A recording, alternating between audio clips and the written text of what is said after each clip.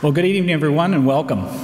As president of Elmhurst, I've had the privilege of welcoming you to our 4th annual Niebuhr Forum on Religion and Public Life. Each year through this forum, the college recognizes the lives and contributions of our two very esteemed alumni, Reinhold Niebuhr, class of 1910, and H. Richard Niebuhr, class of 1912. The Niebuhrs are considered two of the most influential theologians of the 20th century. Reinhold Niebuhr was a public intellectual and thinker who focused on the need for Christians and persons of goodwill everywhere to fight against the persistence of evil in the world and in human affairs. And he warned against the tendency toward sinful pride in individuals and self-righteous crusades by political programs. His younger brother, H.R. Niebuhr, was really the academic of the two. He led the way among Christian intellectuals to honestly address the cultural relativity of all religious creeds and symbols, while maintaining that the idea of God should stand apart from and regulate our political and theological thinking. Through this annual forum, we celebrate the enduring relevance of their thought and work in this, the 21st century, where the place of religion in public life perhaps has never been more contested. Previous Niebuhr forums have included speakers in 1910, the liberation theologian Gustavo Gutierrez, he was our inaugural speaker, and two distinguished columnists and public intellectuals, David Brooks in 2011, and last year Ross Douthat, both writers with the New York Times. We're pleased to have with us this evening our 2013 Niebuhr Forum speaker, the Reverend Al Sharpton. Introducing Reverend Sharpton is Elmhurst College trustee Lamel McMorris. Mr. McMorris is the founder and CEO of the Washington, D.C.-based Perennial Strategy Group, and he is an advocate for the civil rights of all Americans. I wish to extend a special and personal word of thanks to Mr. McMorris for his important role in making this evening's event possible. Please join me in welcoming Mr. Lamel McMorris to the podium.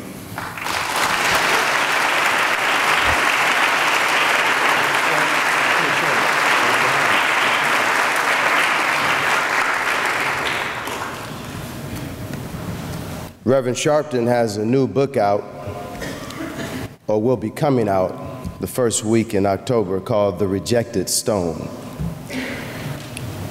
When or if I get to a point where I'll write my own book, I would probably dedicate it to this woman, and that's my mom who's in the audience, Bertha McMorris. Will you please acknowledge my mother who's here this evening?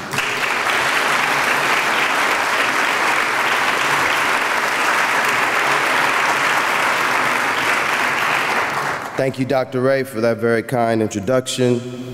Members of the Board of Trustees, faculty, staff, members of the community, honored guests, supporters, volunteers, but especially the students of this great institution, Elmhurst College.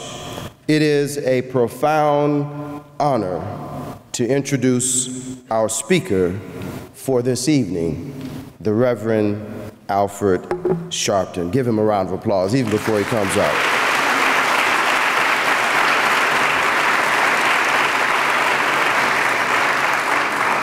I have long believed that he or she who controls the power of definition rules the world. By many people and by some standards, Reverend Sharpton has been defined as anything but a child of God. But that is, first and foremost, exactly what he is. He has been defined as a troublemaker, rabble-rouser, agitator, and an irritant. But that is, first and foremost, exactly what he is. Although he has been defined by others, he has also managed to do something that most people can't do, and that is he has also redefined himself. The maturation and transition from service to celebrity activists like Dr. Martin Luther King Jr., the Reverend Jesse Jackson, and the Reverend Adam Clayton Powell has elevated him to the stature of advisor and confidant to the President of the United States. He is the host of the highest-rated program on MSNBC, and he is the host of one of the most popular syndicated radio programs in the nation, all while remaining an activist and the one person people feel they can call in the time of need. My favorite sermon and message Dr. King preached is entitled, "The Drum Major Instinct." In the message, he talked about how we all have a fundamental instinct, like a drum major, to be in front, to lead, to want to be in charge. Dr. King acknowledged that there's nothing wrong with this instinct, nothing wrong with a desire to be in front, as long as you're doing it for the right reason. That's why he said, if you want to say that I was a drum major, say that I was a drum major for justice. Say that I was a drum major for righteousness. Reverend Sharpton is undoubtedly in front. He is the preeminent leader in the African American community today. He recently led the anniversary of the March on Washington, where well over 200,000 people came to the nation's capital. He has been a ferocious voice for voter rights and equality. But to the students of Elmhurst, I say to you especially, if we are not careful, he will indeed also be the last. We are blessed this evening to have in our presence the greatest civil rights activist of today.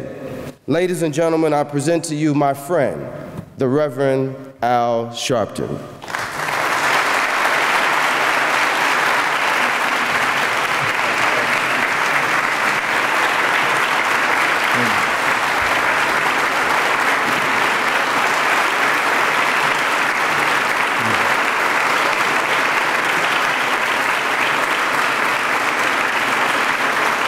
Thank you.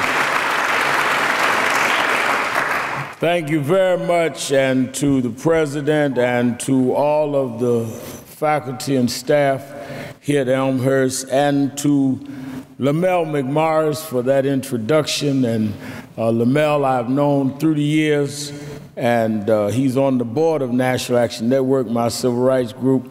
But I met him as an activist in his own right. He was once the executive director of SCLC, Dr. King's organization, before he opened his business in Washington and got rich and comfortable.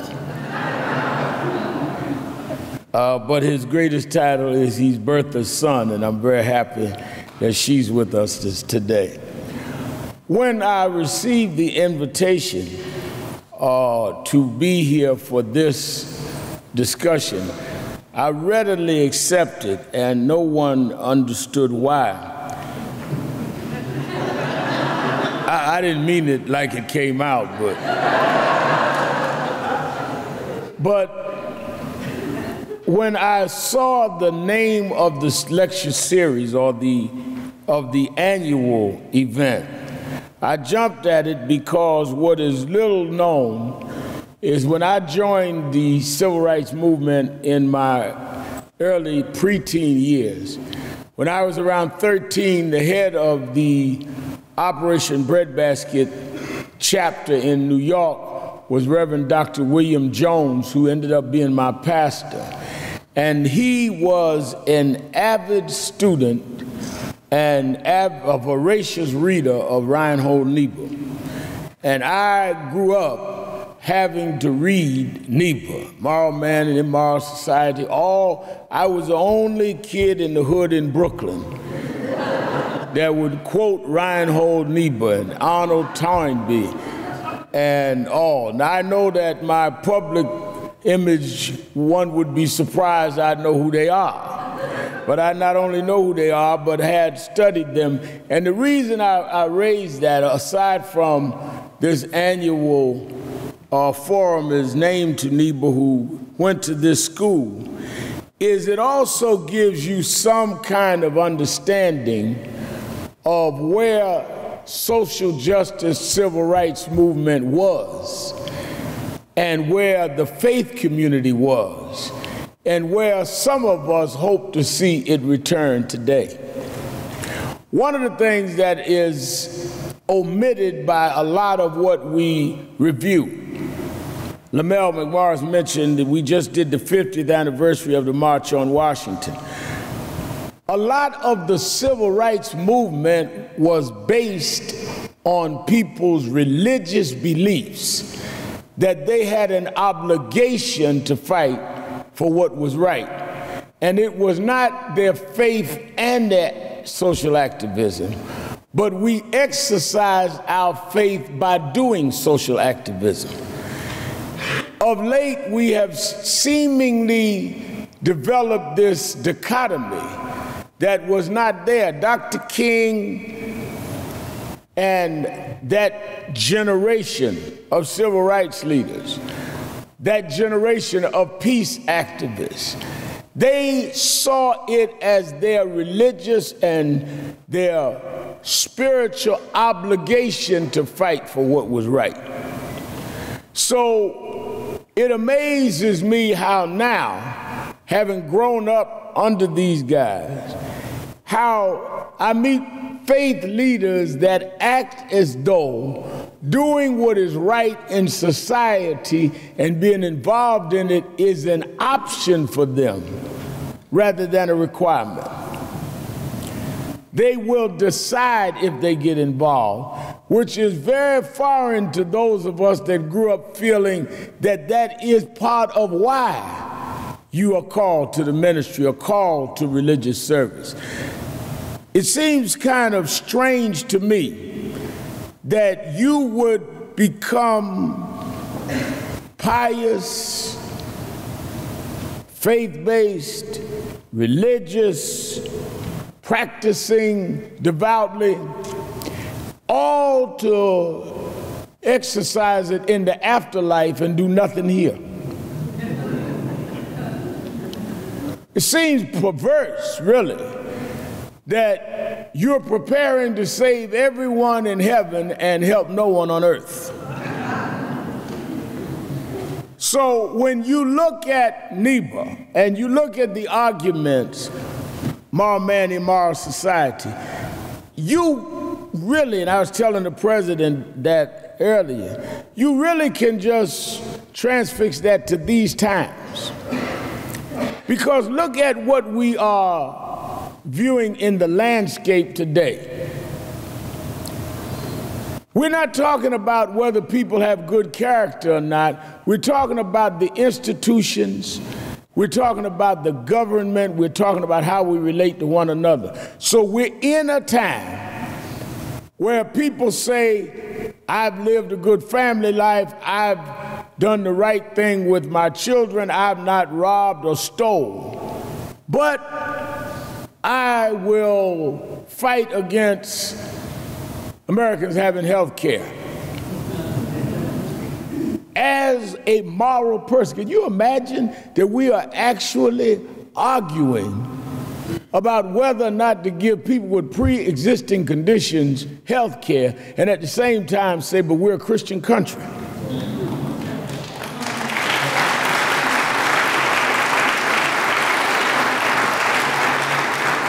I mean, when you get down, whatever your particular view is on the Affordable Care Act is not my subject, but when you get down to the bottom, are we really debating whether or not we're going to find a way to cover 40 million people that can't have life insurance, health insurance, and call that moral? Are we really debating that we are cutting $40 billion out of food stamps? $40 billion after we just bailed out multi-billion-dollar companies, and we act as though we are doing the right thing to put seniors and children who are 78% of the people that use food stamps, putting them in a position where they won't get $3.50 for a meal. Yet we go to our cathedrals and hold hands with our wives or husbands and think because we have engaged in a good marriage that immunizes us from standing up, causing hunger, starvation, and other things that are clearly not what moral people do. But when you divorce the man or woman from the society, which was Niebuhr's point, then you can become self-righteous and part of a collective wickedness and see no contradiction.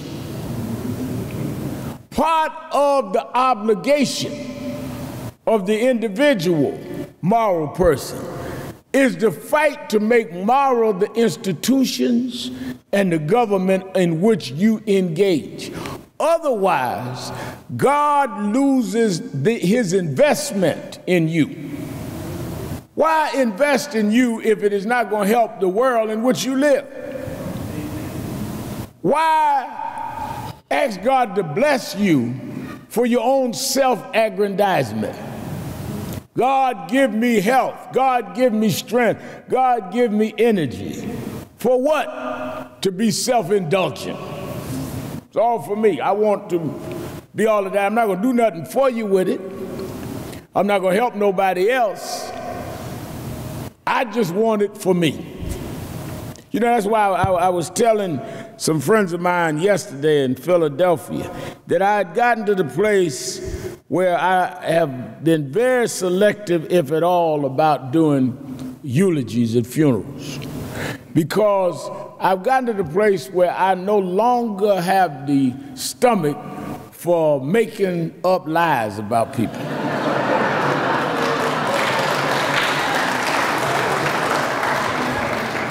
I mean, think about it. Folk live, get every creature comfort they can, get them nice homes, nice cars, comfortable life, do very little other than that, die, and then we're supposed to get up and hallucinate some value your life had.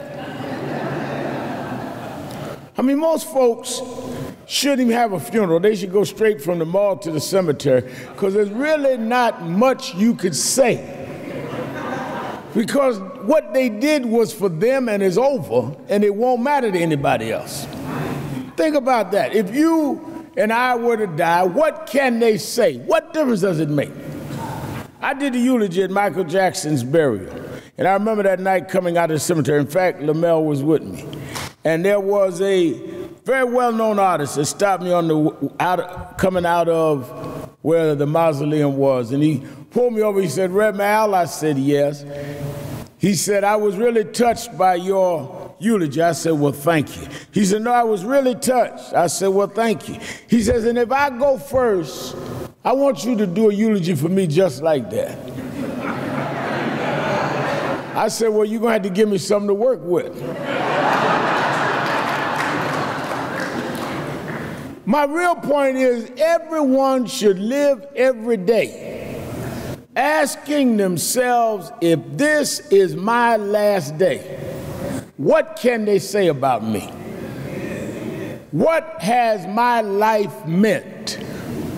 And if you are not satisfied with your own answer, that ought to inspire you to go to work for you.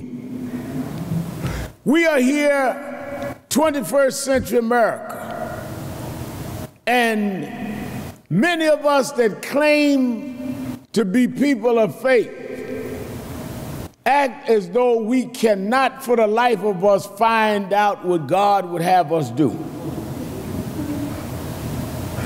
Wars, rumors of wars from Syria to Kenya. Health care debated in the Congress. Food stamps being cut off by this Congress 2 days ago.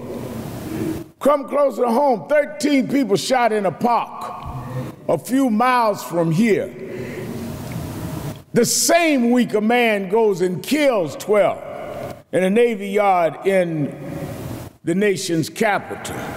And we can't even get a piece of legislation through that would have you pass identification to buy guns. All of this going on, but you can't figure out what to do. Lord, what would you have me do? In all of our piety, we ask God, what is it that you would have me do? Well, one is to get up and look at what you see and get involved. Because people of faith ought to use their faith to do something. You ought to exercise your faith.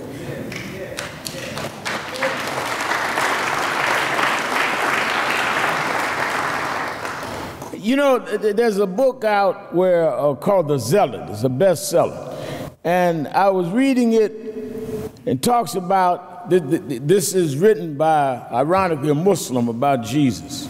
And he does not accept Jesus as the Messiah or the Savior. He accepts him as a historical figure. And he talks about the zealots that were fighting against Roman tyranny and oppression. And that Jesus came out of a whole, in his view, a whole litany of those that had fought and become zealots against Rome. And even to present that there was the kingdom of God coming was a threat to the kingdom in Rome. And as I thought about that, I was studying the various religious factions of that time. And I stopped as I was reading and thought about what all that we're looking at now, the wealth gap that is more divided now than it's been in decades, the rich richer, the poor poorer, the middle class going toward the bottom, not the top, with millions of people going to schools that are dysfunctional, with the privatization of education and the whole assault on public education, where you go in states. I was in Philadelphia, the governor cut $1 billion out the education budget, but found $400 million to build a jail. So we're investing in incarceration, cutting budgets on education. I wonder if 100 years from now, will people even believe that people of faith was even alive during these times? I wonder what 50 years from now will look like to those that are there. We celebrate 50 years after the March on Washington. Why? Because the March on Washington changed the country. 63 March led to the 64 Civil Rights Act, 65 Voting Rights Act, 66 Open Housing Act, 68 Open Housing Act, Vietnam War, all of that. We didn't just celebrate a parade, we celebrated the fact that people stood up and changed what they saw. People came to Washington 50 years ago. Many had to ride the back of buses, couldn't stop and eat at a restaurant on the way, couldn't sleep in a motel, had to sleep in their cars. Because of what they did, all of that changed. Well, 50 years from now, what can they say that the institutions and the basis of this society changed because people exercised their faith and raised the moral questions, not just in their personal habits, not just in their personal lives, but in the society in which they live? That's Niebuhr's challenge, and it is as much a challenge today as it was decades ago when he wrote it. We cannot sit by and claim to believe in an almighty God, but that we do not believe that he has the might to use us as they have used others, as he has used others.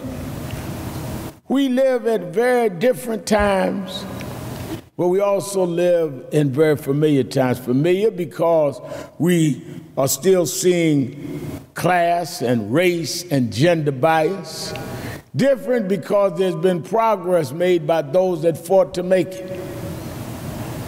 It is going to be an incredible study of how they view how America behaved under the first black president. And what happened to race? Well, on the ground, blacks still doubly unemployed, still had the worst schools. On the heights, blacks can go where they used to not be able to go. Gender equality on the heights, women are in great positions, CEOs and in great positions of government and may even be president of the United States, I'm told, in the next election or two.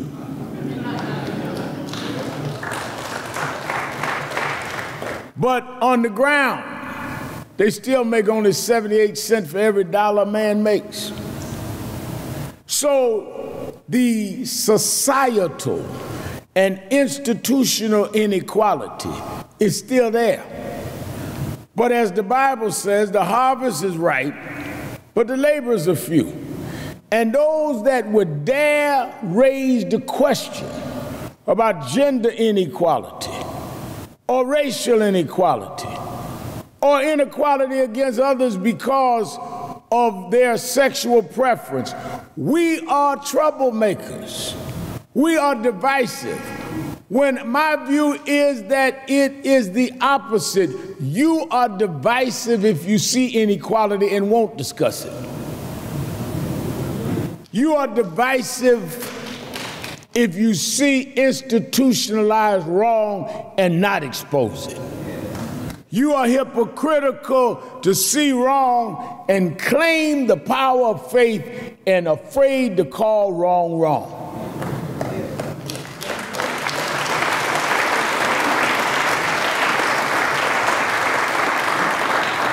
So my faith, my religion, is, in my judgment, requires my activism. So that is why in this whole transformation Lamel gives in the introduction, and I talk about it in my book, yes, I can go to the White House and talk to President Obama, but I'm required to go to Sanford, Florida and stand up for Trayvon Martin.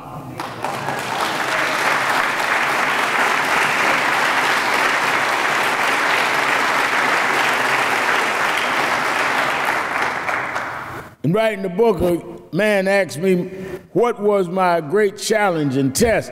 My test was not when I was trying to rise as an activist. My test was after you get the TV show and after you get access to the White House, are you still going to the Trayvon Martins? Are you still going to deal with gun violence? Because then we will see whether this was about you or whether about what you believe. And if you believe something, no exalted position can change your core beliefs. And if they can, then they were never your core beliefs in the first place.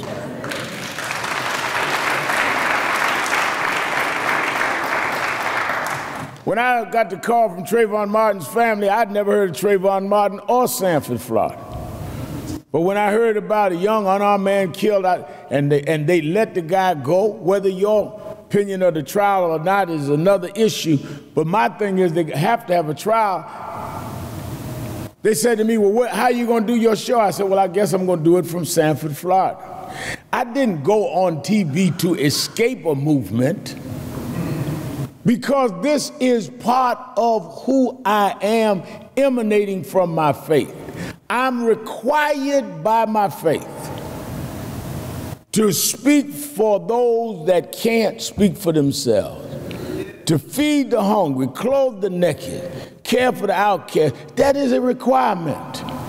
Jesus, who I believe as Savior, Jesus never stood for anyone but the outcast. These that do all for those in privileged places have a Jesus that I'm not familiar with. Jesus met poor blind folks like Bartimaeus, uninsured folk.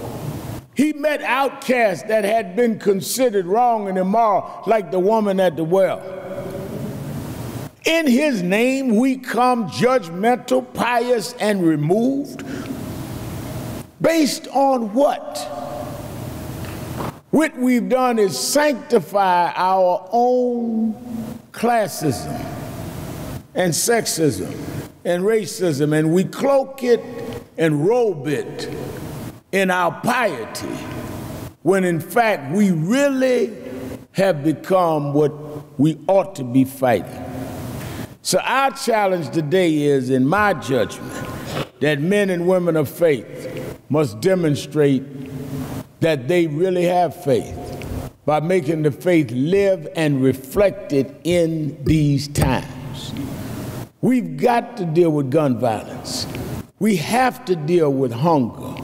We have to deal with poverty. We have to deal with public education. We have to figure out how many young people with talent and intellect can come even more, and they've doubled here, but even more to institutions like this and rise up. We cannot be part of judging any of God's children as less than anyone else that is in the human family.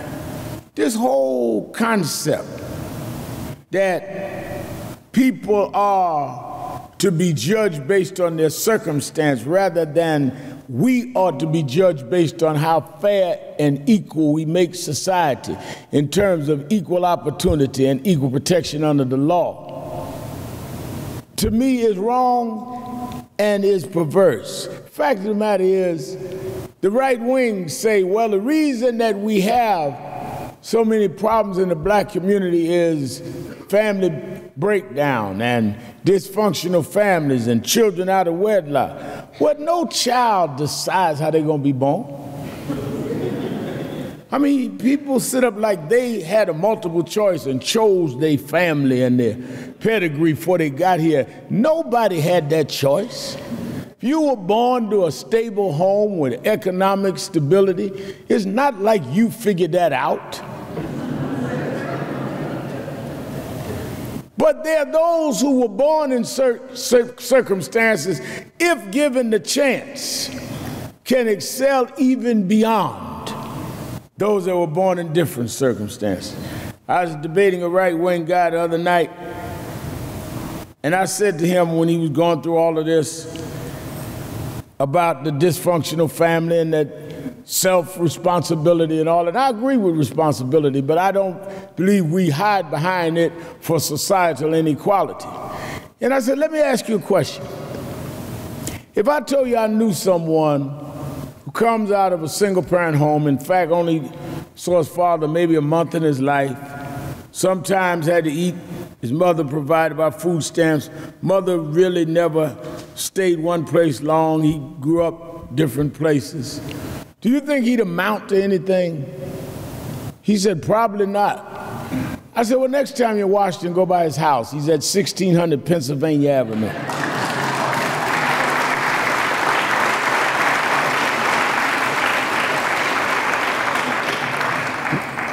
We cannot prescribe people to societal spots. Our job is to open society and make it fair for everyone and lift people with love rather than compartmentalize them with our own biases and prejudices. I grew up in the core hard ghettos of Brooklyn. My father left when I was young. My mother therefore had to raise us in the projects. Single parent home, projects, welfare, food stamps. But I never knew I was underprivileged till I got to college. I went to sociology class. Professor said we're going to study the underprivileged. It's all right with me. He said we're going to study those coming out of projects, single parent homes, welfare, food stamps. I said, he's talking about me. Why didn't I know I was underprivileged? Because my mother and my pastor never taught me who I wasn't. They taught me who I could be.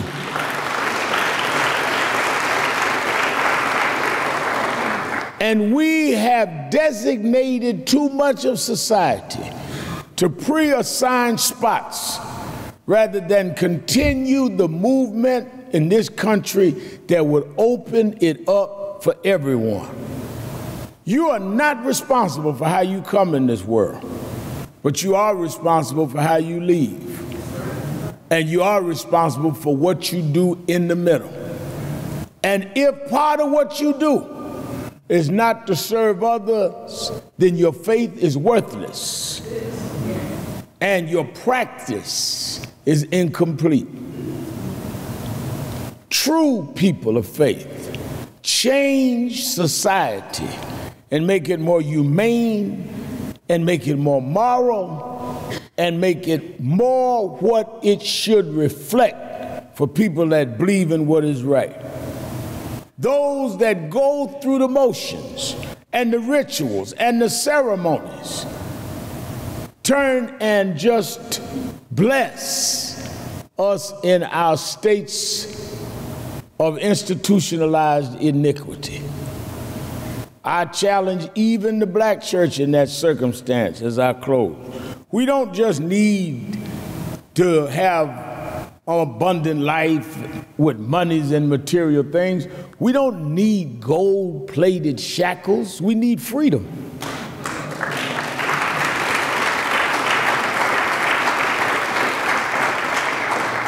We don't need get-rich-quick schemes.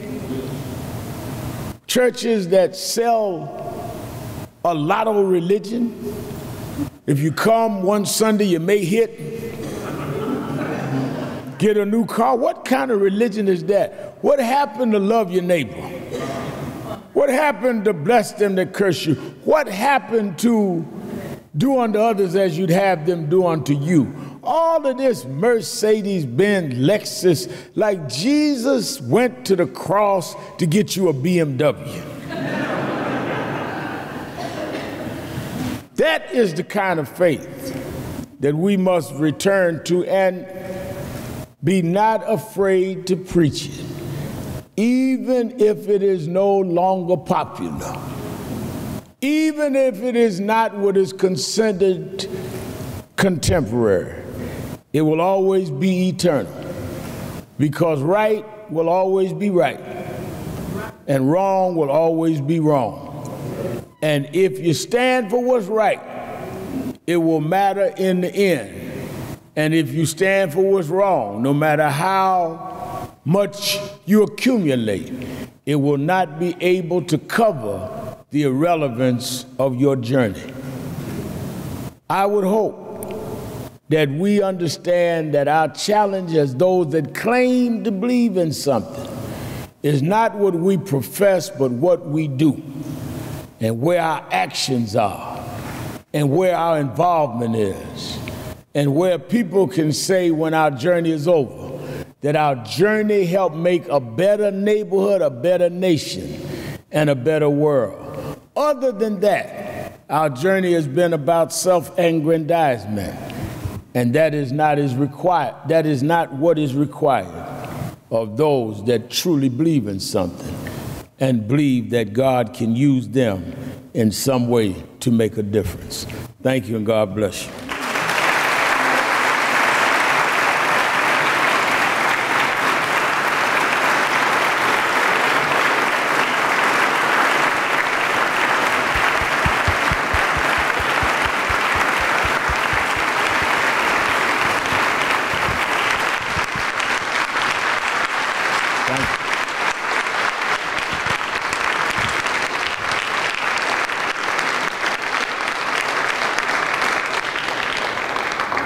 I believe we're going to take a couple of questions. If you have a question, okay. If you have a question for Reverend Sharpton, if you would please come to the side aisles. We each have a microphone.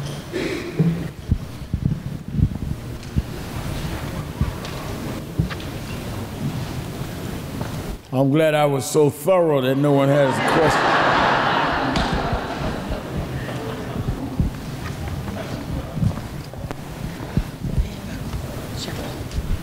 Okay. Good evening, everybody. My name is Melanie McQueen.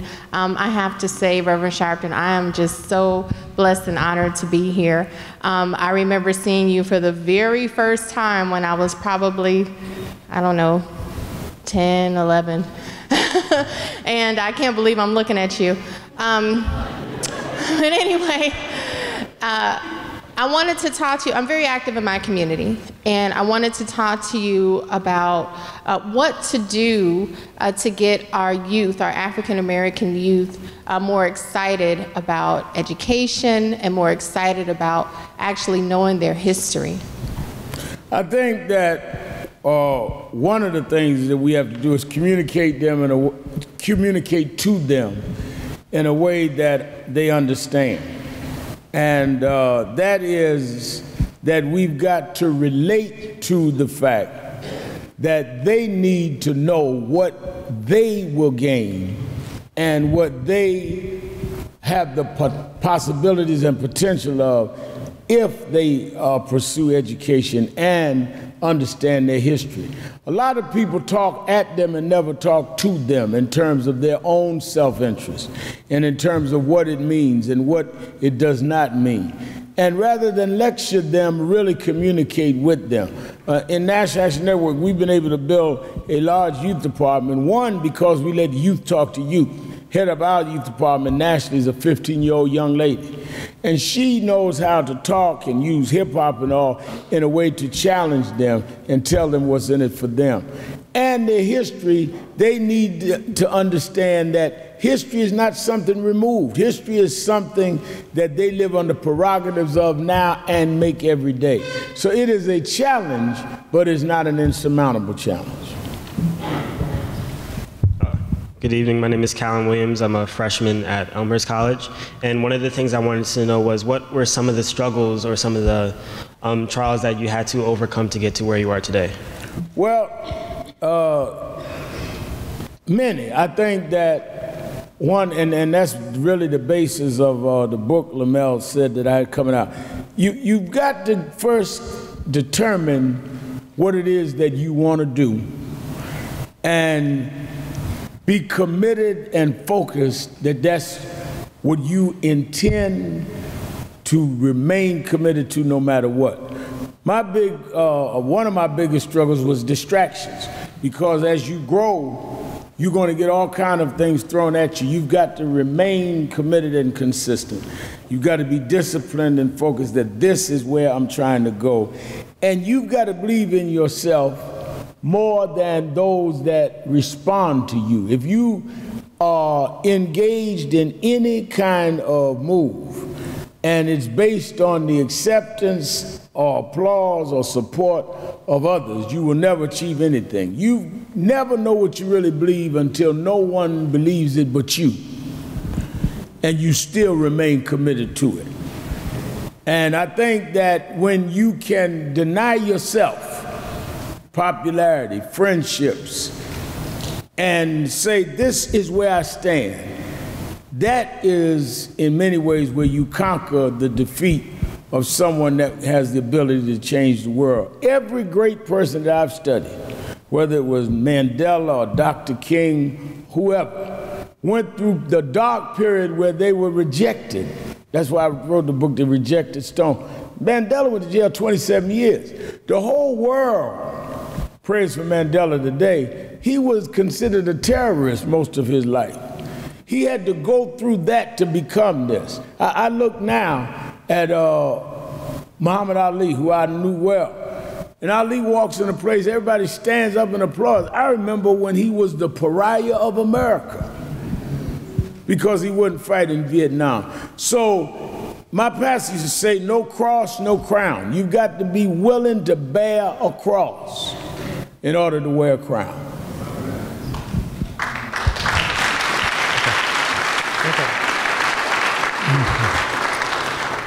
I spent some time growing up in your hood. I worked in a factory in Bedford-Stuyvesant in the 60s. And as I look back at that time and think of what that neighborhood was like, as grim as it was, there are parts of the city to me that seem much worse. It seems to me to some extent that in the 60s, the March on Washington and all the other things that went on got the first stage of the rocket off the ground. And something happened to the second stage after that, and it just didn't ignite. And it's very disturbing to me. And I'm wondering what you think we might do to change that. I think that part of the change was that in the 60s and going toward the 70s, because I grew up late 60s, early 70s, it was a moral movement, people's movement, and somewhere along the line, mid-70s on, it got political. And those that fight for what is right are different than those that fight for votes. I think the biggest mistake of the civil rights movement, labor movement, and others is when we went straight political. because then you start taking polls and you start compromising rather than fighting for what you believe. And I think that once it became just partisan political, don't get me wrong, we should affect politics, but the movement should not be based on what is politically popular. It should be always grounded on what is right, and let the politics respond to it rather than we play to the politics. Martin Luther King used to say there are two types of leaders. There are thermometers and there are thermostats. Thermometers judge the temperature in the room. Thermostats change the temperature in the room. Movements change the temperature. Politicians take the temperature. Thank you, Reverend. One of the parts of your message I really appreciate is that your faith and your religion gives you an obligation to work for a better community and a better society. And it strikes me that I grew up and was an anti-racism, anti-war activist, and I'm a Palestine activist now. And in the, if you look at the abolitionist movement, the civil rights movement that you talked about, I mean, those were faith-based movements. I kind of think of them as the religious left. Well, I'm kind of wondering what happened in the 80s and 90s and now when you're really talking about activism that's the religious right. And they're not working for those kind of values in the community that you spoke of. I think that you're absolutely right. I think that the right wing very shrewdly and effectively took the Bible and the flag from us. And they started representing the faith as well as patriotism in this country. And we became too political. We became too concerned about image and brand rather than what was right. And we've got to return back to that. I often say the Christian right needs to meet the right Christians.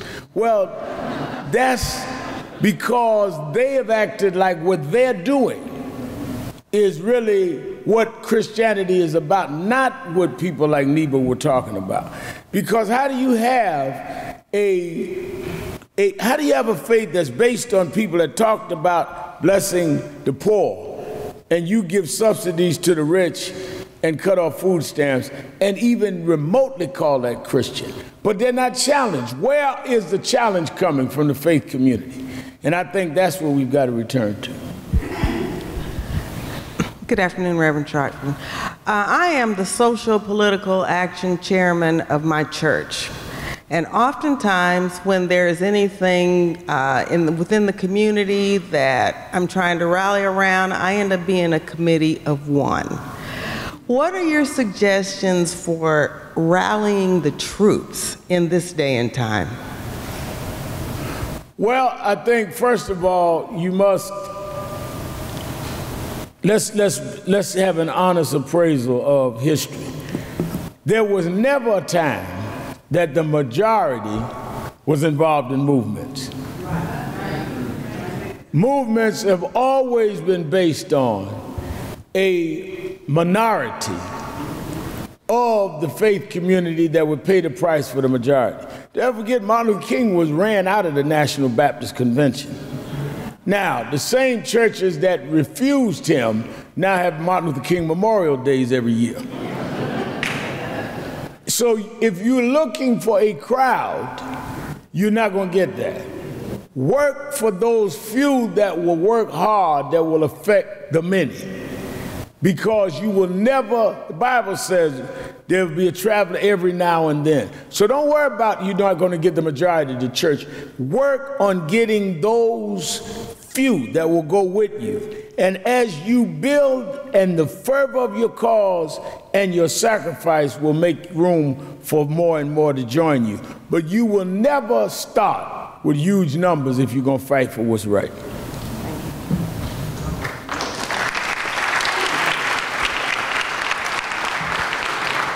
Hi, Reverend Sharpton. I have 2 questions for you. I'm going to try to talk slow so you can understand me. The first question is what you're doing right now. How and when did you know this is exactly what you're supposed to do in your life? And also, other than your faith... I didn't understand the question. I'm sorry. Okay, what you're doing now, your calling, or what you're doing in your life, your role that you have right now, how did you know that what you're doing is what you were supposed to be doing in life? Also, other than your faith, through everything that you've been through, you kept on pushing. What other than your faith helped you to keep pushing? All right. I started preaching when I was a young child. I was what was called a boy preacher. And as I got older, when I was 11, 12, I felt compelled to be involved in social justice ministry. I grew up in a Pentecostal church, and my bishop wanted me to grow up and succeed him one day as bishop. But I felt this tremendous compulsion to be involved in social justice. Dr. King had just been killed. When I was 13, I became youth director of Operation Breadbasket. How I knew that is when I was 16, I became friends with a young man named Teddy Brown. Teddy Brown came from Georgia, moved to New York, joined my youth group. He was killed in a car accident. His father came to New York to do a memorial for Teddy. His father was the legendary soul singer James Brown. James Brown met me, I was the same age as his son, knew me and his son was close, knew that I came out of a single-parent home, kind of adopted me as his son, and took me on the road with him. I used to fly around in his private jet, money, all that. Now, this is a kid who grew up on welfare.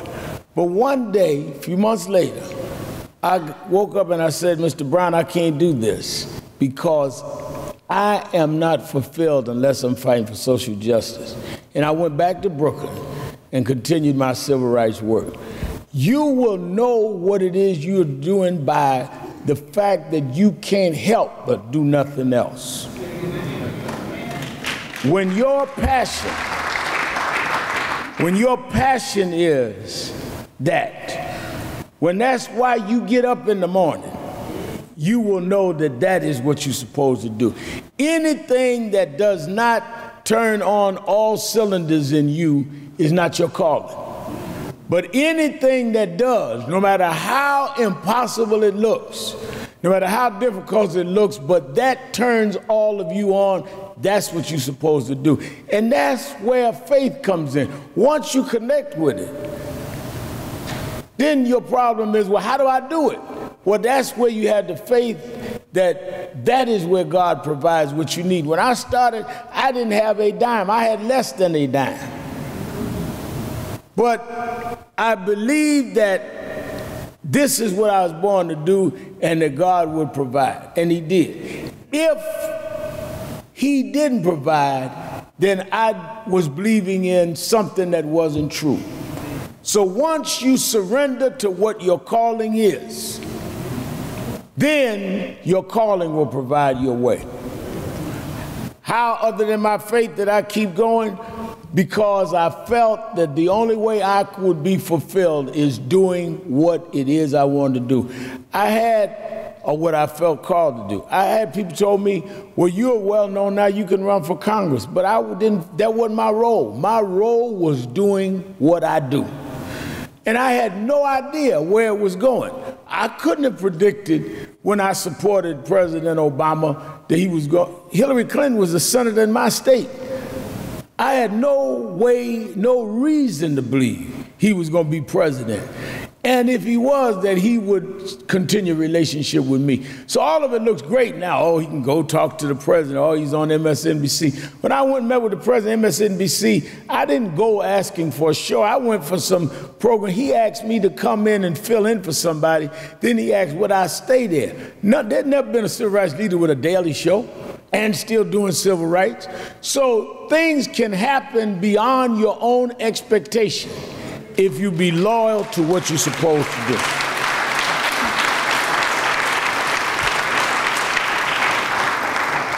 We'll be taking these last 4 questions. Okay, thank you. I'm so used to holding the mic. Hi, I'm Dr. Sappho, and certainly I'm a pastor as well as a dean of a Bible college, and we discuss your positions a lot in our classes, Dr. Sharpton, so it is an honor to meet you. Could you, and I certainly concur with your position on the church's role in community, could you expound a little bit on church advocacy versus church agitation? Because I think there's, in a lot of minds, there's a vagueness on that distinction, and certainly I think with you and your experience in community and church, you can give some clarity to the difference between those two. I think that Thank you. Church advocacy is where you stand firmly and advocate on behalf of what is right and behalf of the parishioners. Church agitation is where you just deal with some emotional venting and outletting, but really not building the church firmly as an advocate for what's right. So you have some that if a crisis happens, they'll jump up and agitate. But then they go back into the actual running of the church as totally divorced from what's supposed to be done for social justice and fairness in the communities and with the people they pastor. Church advocacy is grounded in that. You don't need a killing or a shooting or an injustice. You're grounded in advocating for what's right. Reverend Al, thanks for being here tonight. On one of your commercials for MSNBC, you say, "One nation with liberty and justice for all." It kind of jumps out that you leave out "under God." Does the network force you or pressure you to hold back on the obvious passion that you have for your religion? No. The network, first of all, I talk about religion all the time. Network doesn't force me to do anything. No one could.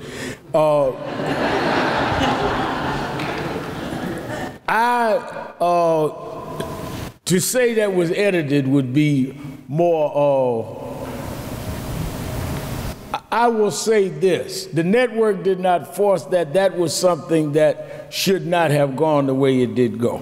I'll leave it at that. But that was nothing to do with the network. It had everything to do with me and the editor of that commercial. Hi, my name's Sianti Power. I'm a sophomore here at Elmhurst. I'm from Detroit, and what I notice a lot is we get the rep of unmotivated, segregated, kind of lazy. And my question for you is, what do you feel that should be done to bring forth a renaissance of civil rights in the Black community? What do I feel what should be done to bring forth a renaissance within the Black community? I think that when I look at just 3 weeks ago, when over 200,000 people came to Washington and dealt with the jobs issues in March around the 50th anniversary, I think we are beginning to see a renaissance of that movement because the issues are going to require it. The mean-spiritedness of some people, cutting food stamps, fighting. I mean, we are literally talking about people that said, we will shut the government down rather than let people have insurance for pre-existing conditions. I think that the movement is going to be revived because we will have no choice. I think that many of us, when you say have the renaissance in the Black community, I think many of us felt if we achieved certain heights, that it would end the need for a movement. And now that we've achieved them and it continues, we understand change does not come from the top down, it comes from the bottom up. You can be the first editor of the Harvard Law Journal. You could be the U.S. Senator and the President of the United States, and they will still ask you for your birth certificate. So at what point do you understand that we will need a movement to protect across the board, not only civil rights for Blacks, for everybody? And I think that we began to sober up and realize it was not over. I think people wanted to stop fighting so much that they gave in prematurely. And I hear it all the time, well, I gave up marching. Most people that say that never marched in the first place.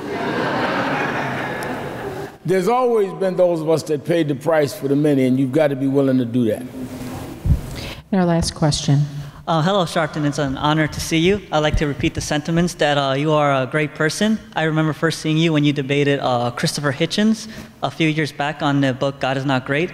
And you've continued to debate people like Bill O'Reilly and Sean Hannity on Fox News. And speaking about debating, of course, my question is, do you think, because Fox News is pretty much the conservative network, do you think that it's right for you, because you clearly have an agenda on your show, to kind of... have what? You kind of have an agenda on your show. That's not like an insult. You have an agenda. And I want to know if it's good to have an agenda on a news show, to have like a position, maybe just report on news itself. An agenda on a show?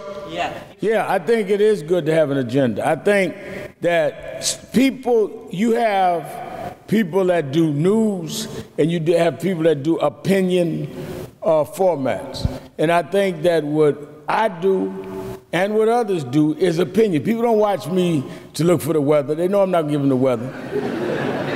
And I think that as long as you're transparent, that this is an opinionated show hosted by someone with opinion, it's different than someone else doing a different show on the same station. For example, you have Chuck Todd, who does news on MSNBC. I don't do news. I do opinion television, just like Bill O'Reilly does opinion television. I think what's wrong is when people have opinions and act like it's news. And